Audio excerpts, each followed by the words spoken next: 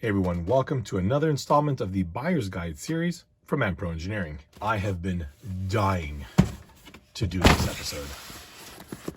Look at this. Look at this. Are you seeing this? You might be thinking, you reviewed one of those in the past. No, I haven't. I reviewed a similar car, but not this car. For those of you who don't know, Suzuki makes a car called the Jimny. We never got that in the United States, but we got a car called the Samurai. This is by FMS, and it is a 1/12 scale kit. And what I love about this box is that this is where I can store the car whenever it is not in use or whenever I am traveling. It has this little handle, but not just that, it has a little mechanical latch. Look at that. Other oh my God. I was gonna say other manufacturers take note, but I was distracted. God, that's heavy. There's the car. Here is the remote. I've reviewed a vehicle with this remote in the past. There's multiple channels. The dip switches also cause different things to happen. The instructions are not in here. They were actually in the big box it came in. Back here is a USB charger. I'm actually surprised to see the little USB charger. I guess I was expecting a larger battery, but these will pretty much charge anything. Really great idea for storage. I love these cases. Let's look at this magnificence here. Oh my gosh, it looks so good. This is painted, beautifully painted. I certainly can't do that. These irritating peel off stickers, just peel them off slowly and less of the adhesive will be left behind, I've found. All the windows have the little plastic wrapping on them right now. Little emblem back there, Suzuki. Same in the front. This is obviously a licensed vehicle. Look how thin and delicate that little grille is right there. Same with this. I mean, just, it looks less like an RC car and more like a die-cast car. I mean, honestly, if this was on a shelf, I would not think twice about this being someone's die-cast Suzuki Jimny. But it isn't. It's radio controlled. And the crazy thing is, look how much of an interior we have there. There's even a fabric print on the seat. Look at that. Bit of wire shown. Is that wire? Yeah, a little bit of wiring shown back there in the back seat. A little unfortunate. A little dash. Seems like the front seats are kind of close up. Obviously, it's begging for some action figures, which, you know, being Pro, we're going to do. There we go. There's a little door panel right there, too. That's really neat. It doesn't end there. You see the little hinges here on the back? You know what that means? The back opens. And what is this little guy here? That's like some kind of storage? There's a little storage area right there. Wow. The seats fold down. Oh my gosh. That's ridiculous. It looks like the door for the storage panel is not quite pressed in place. A little unfortunate there, but I think we can just finagle that in there. There it goes, pop right in. How cool is that? I mean, look at that. And last, let's look at oh my gosh, look at the underside of this. Imagine how this is gonna look with some detailing. This is not 4-linked. You've got the standard coilovers here at the rear with a conventional spool rear axle.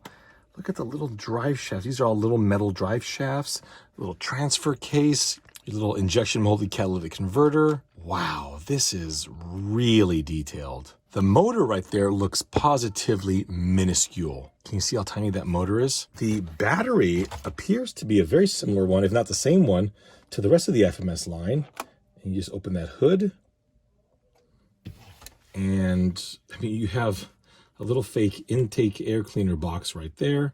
The battery, it seems that all FMS cars like to annoy me in having the battery in a completely afterthought position, but you know, I guess it's good enough.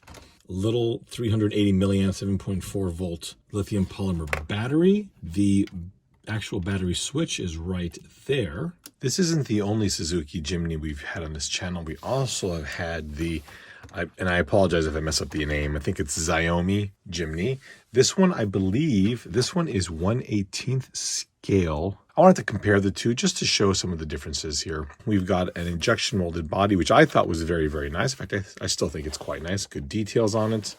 But as you can see, this is simply the color of the molded plastic, whereas this is all fully painted. They both have a great scale appearance with nice sized tires, but clearly the FMS is more to scale, whereas this one has a more of an off-road look with the bigger wheels and tires. And the big thing, of course, is that here we've got a black window, whereas on the FMS we have a full interior. These used to be quite expensive, around $90. You can find them on Banggood. In fact, I'll have a card to this video up on the screen right now. They're down to around 40 or so. These are Bluetooth cell phone controlled, so that's a bit of a negative there, but you can see quite the considerable size and detail differences here. Batteries in the radio go down here in the base. This is kind of a requires some good old-fashioned force to get that open.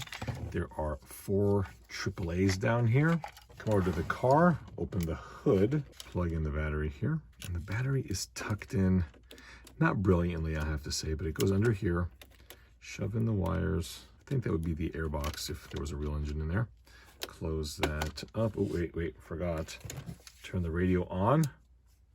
Turn that on there. On the remote, we've got a couple of lights. This red LED is telling us that these batteries are good. If this light here was flashing, it would tell us that the batteries are getting low, which is a little odd because that's a green LED, but nonetheless, this green RX battery is telling us that this battery is doing well. This remote does have 4 different channels. 3 over here is going to select our gear. Okay, so now we've got our low gear and high gear. Channel 4 selects our lights. So that is our low beam, high beam, fog lights, and it's odd that when the fog lights are on with the high beams, the car's hazard lights are on. Once more, fog lights only, hazard lights off. And I believe in all offsetting, there are no turn signals.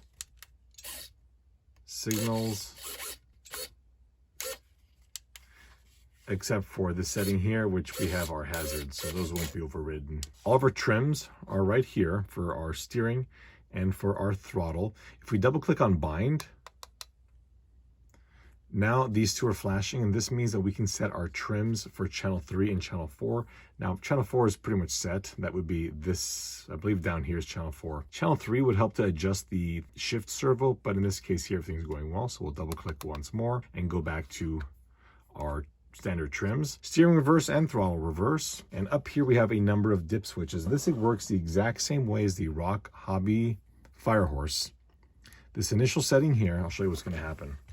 We're going to go forward and hit the brakes and then reverse. Hit that. Okay, so that has no brakes. This next one here is for lithium polymer or nickel metal hydride. In this setting, it's lithium polymer. Pushing it up sends it to nickel metal hydride mode. And these 2 over here are drag brakes. Right now they're set to off, but both up would be full drag. Diagonal like this, I believe, is 50, and that is 75. It could be off on those 2. But again, drag brake, I don't know how necessary that's going to be, at least in first gear, because if you push on it, it already doesn't want to move. Now let's take a look at the lights, because that was one of the coolest parts about this car. Here's our low. And look how well they've got all the little LEDs. Got your orange LED in that corner, orange LED for the side repeater. At the rear, it's a little peculiar, okay? So here we have our driving lights. Usually, this should be off, but I know why they did this. They did it to simplify the wiring on the car. So technically, this should be off, but that's okay. We're gonna go forward, hit the brakes, and they brighten up. Want to turn right. So this is simply a warm white LED. Turn left, warm white LED. Go into reverse, bright white LED. And no, this is not broken. On a lot of European market cars, you're only going to have one reverse light, in this case here, because on the left side, that is occupied, or I should say on the driver's side, whichever side that is, that's occupied with a fog light. Okay, so that's a fog light. Now it's odd that it's also got a bright white LED, which gives it a bit of a pinkish look. Perhaps in one episode we can change all these out. The lighting, again, it's really good. It's a shame that these are bright white LEDs and not warm white, but nevertheless, it is a modern car, so I can see that the real car would have these as well. So there's all of our lighting. A couple more detail things here. We saw that there's the little fabric on the seats, but what we didn't see was that you can actually adjust the seat position. Check that out. The seats also fold forward. Inside the hub here, if you can see, not in the rear, but in the front, if you look at the top right there, there's a brake caliper that is not moving while the rotor is. Really nice little attention to detail there.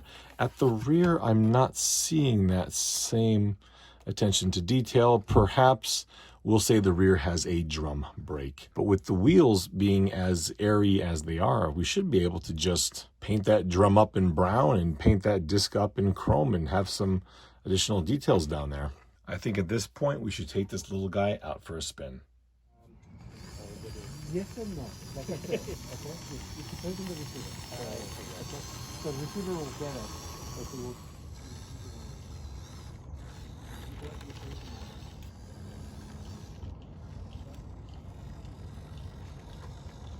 Yeah, so the way it works is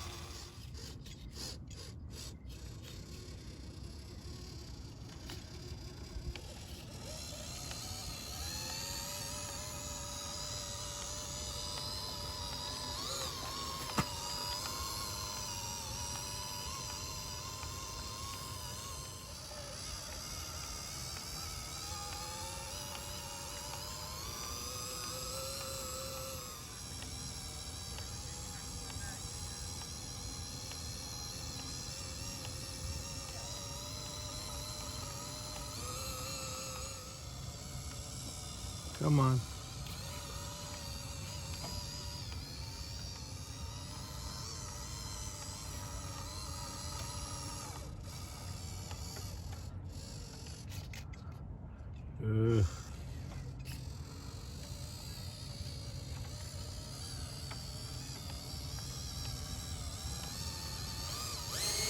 There you go.